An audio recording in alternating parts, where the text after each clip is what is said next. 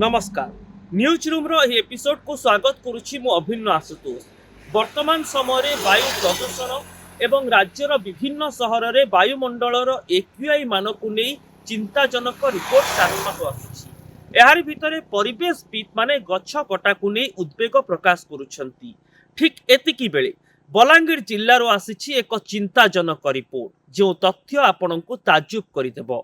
गत 24 वर्ष भितर बलांगीर जिल्ला रे 250 हेक्टर जंगल जमी नष्ट होईछि। एथिरु 150 हेक्टर जंगल जमी को चाष कार्य पई सफा कर दिया जाइछि। अर्थात गाँ गहली हेउ किंबा उपांत अंचल रे जो माने चाष कार्य करूछंती से माने 150 हेक्टर जमी रे थिबा गछ को काटी देइछंती। प्राय 17 हेक्टर जंगल जमी खनि खनन रास्ता कार्य एवं अन्यान्य निर्माण कार्य पई नष्ट होईछि। एहा बाद प्राय 7 रु 8 हेक्टर जंगल जमी नियारे पोड़ी विभिन्न समय रे पाउंस होई जाइछि। 3% जंगल जमी विभिन्न प्राकृतिक विपर्यय अर्थात वर्षा और पवन कारण नष्ट होईछि। एहा बाद आहुरी चिंताजनक कथा है 30 हेक्टर जंगल जमी को लोके मन इच्छा सफा कर प्राय 30 हेक्टर जंगल जमी रे काठ माफिया माने साधारण लोक माने एवं गाँ गहली लोक जो माने जालेनी संग्रह करिथांती से माने एहाकु नष्ट करिसंती। 30 हेक्टर जमी रे थिबा गछ को काटी से माने नै जाइछंती। एभली एक रिपोर्ट सामना को आसिबा परे चिंता प्रकट पाइबा स्वाभाविक। गोटे समय थिला जेतेबेले 2020 मसीह बलांगीर जिल्ला रे पाखापाखि 120 किलो हेक्टर प्राकृतिक जंगल जमी थिला एवं मात्र 4 वर्ष अर्थात 2024 मसीहा सुधा 16 किलो हेक्टर जंगल जमी नष्ट होईछि। ठीक समांतराल भाव में जदि बलांगीर जिल्लार सबुजिमा अंचल को आमे परिसंख्यान को आनिबा 7.84% सबुजिमा अंचलर रेशियो वर्तमान समय 1.2% को खसी आसी एवं एते मात्रा रे जंगल नष्ट हेबा परे जो रिपोर्ट आसुछि ताहा दर्शाउछि जे 120 किलोटन अंगारकाम्ल एथिपाई वृद्धि पाइछि। एते परिमाणर अंगारकाम्ल केवल बलांगीर सहर नुहे बलांगीर जिल्ला पाई वर्तमान एक चिंताजनक परिस्थिति सृष्टि करुछि। जदि गवेषणार रिपोर्ट को आमे देखिबा तेबे 120 किलोटन अंगारकाम्ल तापमात्रा वृद्धि करिथाय। आपण माने जानिछंती बलांगीर सहर रे मरुडी समस्या रहिछि। खरा दिने एठाकार तापमात्रा बेस बढ़ी जाइथाय। बलांगीर जिल्लार टिटिलागढ़ को ततलागढ़ भावरे समस्ते आकलन मध्य करନ୍ତି। एभली स्थिति रे 120 किलोटन अंगारकाम्ल बलांगीर जिल्ला उपरे कोन प्रभाव पकाई पारे थरे चिंता करନ୍ତୁ। यह वायुर प्रदूषण मात्रा को वृद्धि करिबो। साधारणतः परिवेशविद मानक एथिपाई चिंता करने को पड़ुछि जे आगामी समय रे जदि एते परिमाणर वृक्ष नष्ट हुए तेबे बलांगीर रे एक जटिल परिस्थिति सृष्टि हेबो। ता सहित एते परिमाणर अंगारकाम्ल आम शरीर उपरे मध्य खूब खराब प्रभाव सृष्टि करुछि। एहा द्वारा शरीरर तापमात्रा वृद्धि पाउछि। शरीर को बंचाई रखबा पाई सेल प्रत्येक समय रे शरीर भितर तैयारी हुए सही प्रक्रिया मध्य बाधाप्राप्त हेउछि। लोके श्वास रोग रे पीड़ित हेबार आशंका वृद्धि पाउछि। हृदरोगी संख्या या द्वारा बढ़िबार आशंका यथेष्ट अधिक रहुछि। एणु गत 24 वर्षर एही रिपोर्ट चिंता बढ़ाइछि।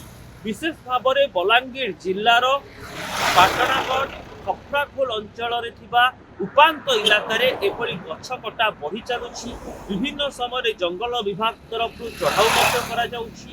एसबु अंचल रे शाल सागवान गछर संख्या अधिक थिबा जगु गछ कटा मनुष्यकृत भाव में वृद्धि पाउथिबार सामना को तेबे एते परिमाण रे जंगल नष्ट हेबा एवं वायुमंडल रे 120 किलोटन अंगारकाम्ल वृद्धि पाइबा निश्चित भाव में चिंताजनक।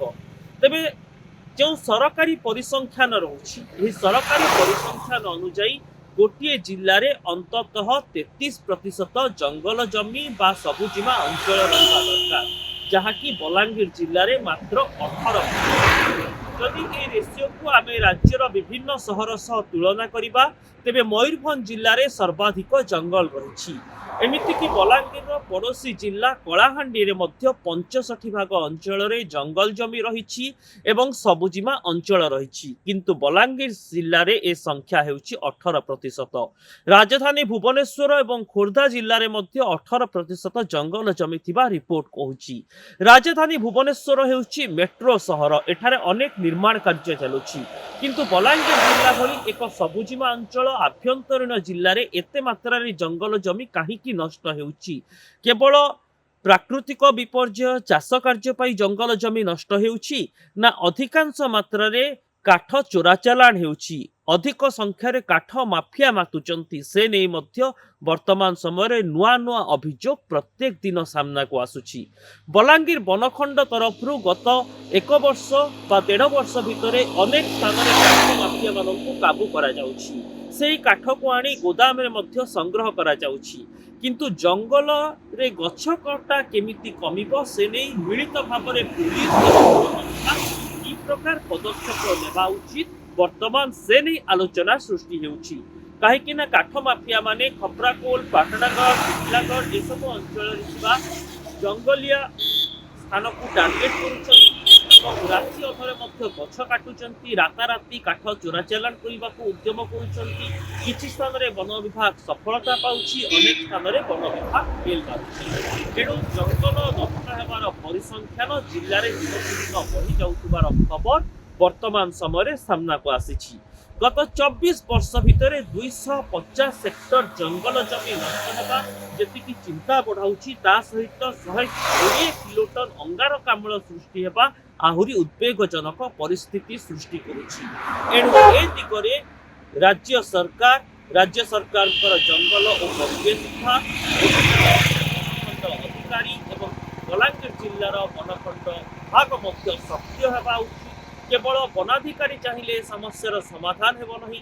କେମିତି ଗାଁ ଗହଳିରେ ଲୋକଙ୍କୁ ବୁଝାଯାଇପାରିବ ଯେ ଚାଷ କାର୍ଯ୍ୟ ପାଇଁ ଜଙ୍ଗଲ ଜମି ନଷ୍ଟ କରନ୍ତୁ ନାହିଁ, ଜାଳେଣୀ ସଂଗ୍ରହ କରିବା ପାଇଁ ବଡ଼ ବଡ଼ ଗଛ କାଟନ୍ତୁ ନାହିଁ।